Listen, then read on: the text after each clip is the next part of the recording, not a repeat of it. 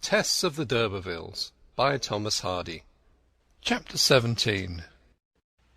The dairymaids and men had flocked down from their cottages and out of the dairy house with the arrival of the cows from the meads. The maids walking in pattens, not on account of the weather, but to keep their shoes above the mulch of the barton.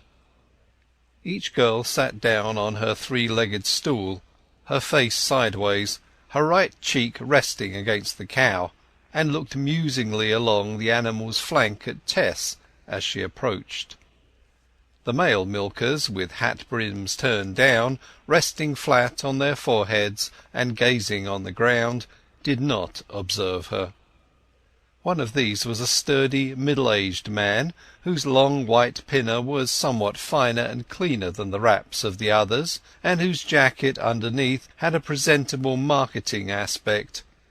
The master dairyman of whom she was in quest, his double character as a working milker and butter-maker here during 6 days, and on the 7th as a man in shining broadcloth in his family pew at church, being so marked as to have inspired a rhyme.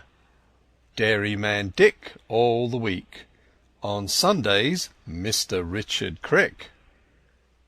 Seeing Tess standing at gaze, he went across to her. The majority of dairymen have a cross manner at milking time, but it happened that Mr. Crick was glad to get a new hand, for the days were busy ones now, and he received her warmly, inquiring for her mother and the rest of the family, though this as a matter of form merely, for in reality he had not been aware of Mrs. Durbeyfield's existence till apprised of the fact by a brief business letter about Tess. "Oh, as a lad I knowed your part of the country very well," he said terminatively, "though I've never been there since.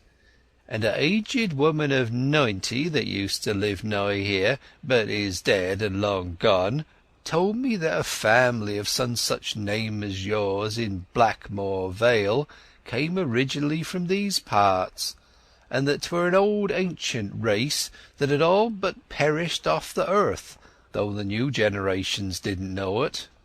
But, Lord, I took no notice of the old woman's ramblings, not I."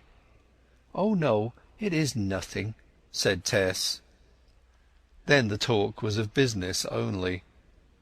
"You can milk 'em clean, my maidy? I don't want my cows going a zoo at this time o' year." She reassured him on that point, and he surveyed her up and down. She had been staying indoors a good deal, and her complexion had grown delicate. "Quite sure you can stand it? 'Tis comfortable enough here for rough folk, but we don't live in a cowcumber frame." She declared that she could stand it, and her zest and willingness seemed to win him over. "Well, I suppose you'll want a dish of tea or victuals of some sort, hey? Not yet? Well, do as ye like about it. But faith, if 'twas I should be as dry as a kex wi' travelling so far." "I'll begin milking now to get my hand in," said Tess. She drank a little milk as temporary refreshment, to the surprise, indeed slight contempt, of Dairyman Crick, to whose mind it had apparently never occurred that milk was good as a beverage. "Oh, if ye can swallow that, be it so," he said indifferently, while a milker held up the pail that she sipped from. "'Tis what I hain't touched for years, not I. Rot the stuff! It would lie in my inwards like lead. You can try your hand upon she," he pursued, nodding to the nearest cow. "Not but what she do milk rather hard. We've hard ones and we've easy ones, like other folks. However, you'll find out that soon enough." When Tess had changed her bonnet for a hood, and was really on her stool under the cow, and the milk was squirting from her fists into the pail, she appeared to feel that she had really laid a new foundation for her future. The conviction bred serenity. Her pulse slowed, and she was able to look about her. The milkers formed quite a little battalion of men and maids.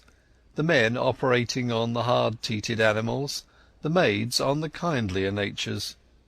It was a large dairy. There were nearly 100 milchers under Crick's management, all told, and of the herd the master dairyman milked 6 or 8 with his own hands, unless away from home. These were the cows that milked hardest of all, for his journey milkmen being more or less casually hired, he would not entrust this half-dozen to their treatment, lest, from indifference, they should not milk them fully, nor to the maids, lest they should fail in the same way for lack of finger-grip, with the result that in course of time the cows would go azoo, that is, dry up.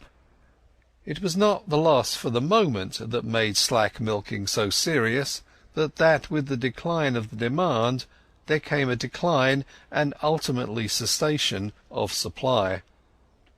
After Tess had settled down to her cow there was for a time no talk in the barton, and not a sound inferred with the purr of the milk jets into the numerous pails, except a momentary exclamation to one or other of the beasts requesting her to turn around or stand still. The only movements were those of the milkers' hands up and down, and the swing of the cows' tails. Thus they all worked on, encompassed by the vast flat mead which extended to either slope of the valley, a level landscape compounded of old landscapes long forgotten, and no doubt differing in character very greatly from the landscape they composed now. "To my thinking," said the dairyman, rising suddenly from a cow he had just finished off, snatching up his 3-legged stool in one hand and the pail in the other, and moving on to the next hard yielder in his vicinity, "to my thinking, the cows don't gie down their milk to-day as usual. Upon my life, if Winkler do begin keeping back like this, she'll not be worth going under by midsummer." "'Tis because there's a new hand come among us," said Jonathan Kail. "I've noticed such things afore." "To be sure, it may be so. I didn't think on't." "I've been told that it goes up into their horns at such times," said a dairymaid. "Well, as to going up into their horns," replied Dairyman Crick dubiously, as though even witchcraft may be limited by anatomical possibilities, "I couldn't say. I certainly could not. But as nut cows will keep it back as well as the horned ones, I don't quite agree to it. Do ye know that riddle about the nut cows, Jonathan? Why do nut cows give less milk in a year than horned?" "I don't," interposed the milkmaid. "Why do they?"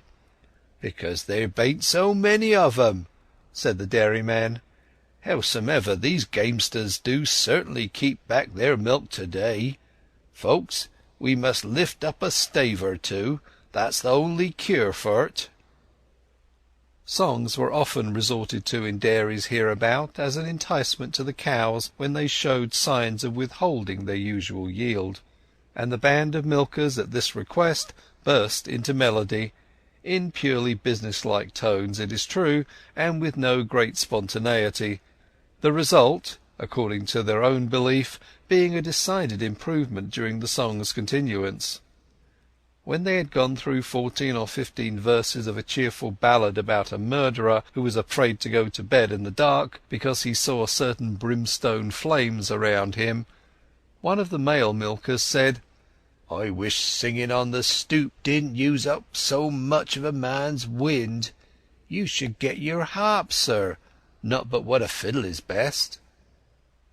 Tess, who had given an ear to this, thought the words were addressed to the dairyman, but she was wrong. A reply, in the shape of "Why?" came as it were out of the belly of a dun cow in the stalls. It had been spoken by a milker behind the animal, whom she had not hitherto perceived. "Oh yes, there's nothing like a fiddle," said the dairyman, "though I do think that bulls are more moved by a tune than cows. At least that's my experience. Once there was an old aged man over at Mellstock, William Dewey by name, one of the family that used to do a good deal of business as tranters over there, Jonathan, do you mind? I knowed the man by sight as well as I knowed my own brother, in a manner of speaking. Well, this man was a-coming home along from a wedding where he'd been playing his fiddle one fine moonlight night, and for shortness' sake he took a cut across 40 acres, a field lying that way, where a bull was out to grass. The bull seed William and took after him, horns aground, begad, and though William runned his best, and hadn't much to drink in him, considering 'twas a wedding and the folks well off, he found he'd never reach the fence and get over in time to save himself. Well, as a last thought he pulled out his fiddle as he runned, and struck up a jig, turning to the bull and backing toward the corner. The bull softened down and stood up, looking hard at William Dewy, who fiddled on, till a sort of a smile stole over the bull's face. But no sooner did William stop his playing and turn to get over a hedge than the bull would stop his smiling and lower his horns toward the seat of William's breeches. Well, William had to turn about and play on willy-nilly, and 'twas only 3 o'clock in the world, and I knowed that nobody would come that way for hours, and he so leery and tired that I didn't know what to do. When he had scraped till about 4 o'clock, he felt that he verily would have to give over soon, and he said to himself, "There's only this last tune between me and eternal welfare. Heaven save me, or I'm a done man." Well, then he called to mind how he'd seen cattle kneel o' Christmas Eves in the dead of night. It was not Christmas Eve then, but it came into his head to play a trick upon the bull. So he broke into the Tivity hymn, just as at Christmas carol singing, and lo and behold, down went the bull on his bended knees, in his ignorance, just as if 'twere true Tivity night and hour. As soon as his horned friend were down, William turned, clinked off like a long dog, and jumped safe over hedge before the praying bull had got to his feet again to take after him. William used to say that he'd seen a man look a fool a good many times, but he'd never seen such a fool as that bull looked when he found his pious feelings had been played upon, and 'twas not Christmas Eve. Yes, William Dewy, that was the man's name, and I can tell you to a foot where he's a-lying in Mellstock churchyard at this very moment, just between the second yew tree and the north aisle. It's a curious story. It takes us back to medieval times, when faith was a living thing." The remark, singular for a dairy yard, was murmured by the voice behind the dun cow, but as nobody understood the reference, no notice was taken, except that the narrator seemed to think it might imply a scepticism as to his tale. "Well, 'tis quite true, sir, whether or no. I knowed the man well." "Oh, yes, I have no doubt of it," said the person behind the dun cow. Tess's attention was thus attracted to the dairyman's interlocutor, of whom she could see but the merest patch, owing to his burying his head so persistently in the flank of the milcher. She could not understand why he should be addressed as "sir" even by the dairyman himself. But no explanation was discernible. He remained under the cow long enough to have milked 3, uttering a private ejaculation now and then, as if he could not get on. "Take it gentle, sir, take it gentle," said the dairyman. "'Tis knack, not strength, that does it." "So I find," said the other, standing up at last and stretching his arms.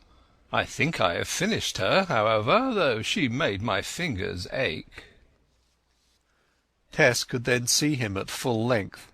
He wore the ordinary white pinner and leather leggings of a dairy farmer when milking, and his boots were clogged with the mulch of the yard.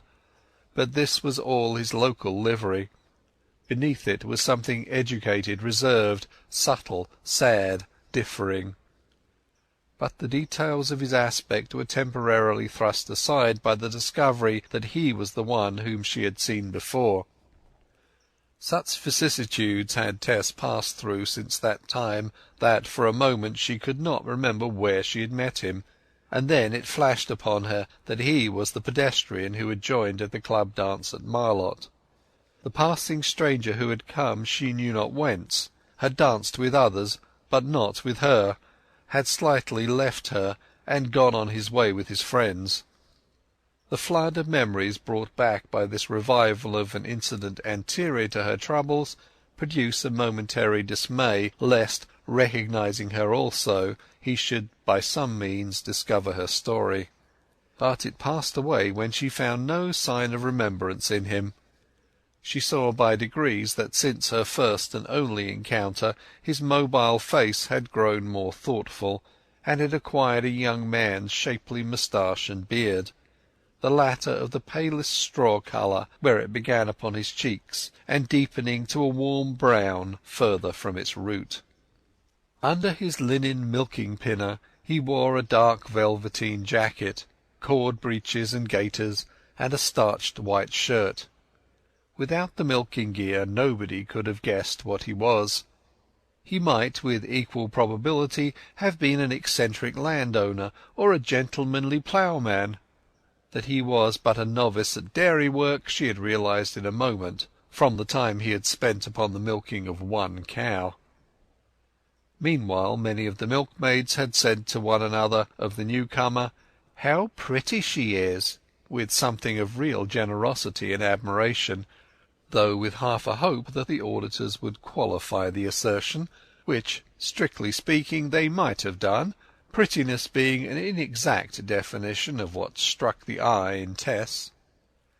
When the milking was finished for the evening they straggled indoors, where Mrs. Crick, the dairyman's wife, who was too respectable to go out milking herself, and wore a hot stuff gown in warm weather because the dairymaids wore prints, was giving an eye to the leads and things. Only 2 or 3 of the maids, Tess learned, slept in the dairy house besides herself, most of the helpers going to their homes.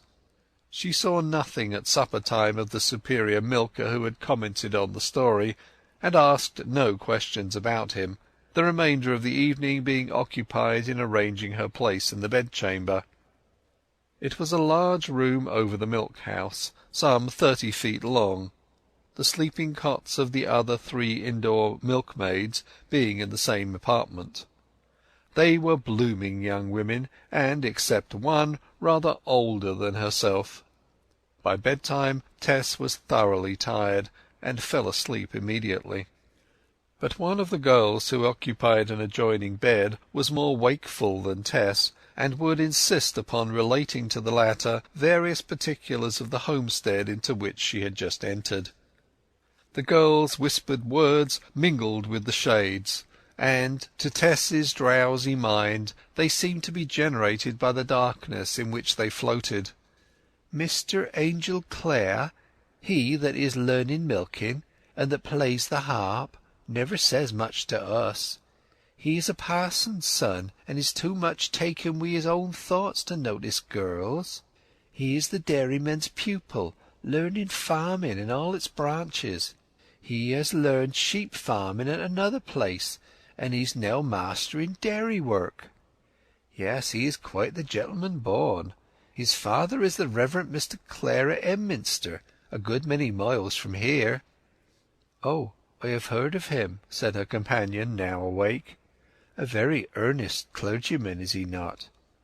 "Yes, that he is, the earnestest man in all Wessex, they say. The last of the Low Church sort, they tell me, for all about here be what they call high. All his sons, except our Mr. Clare, be made parsons too." Tess had not at this hour the curiosity to ask why the present Mr. Clare was not made a parson like his brethren, and gradually fell asleep again, the words of her informant coming to her along with the smell of the cheeses in the adjacent cheese loft, and the measured dripping of the whey from the rings downstairs. Chapter 17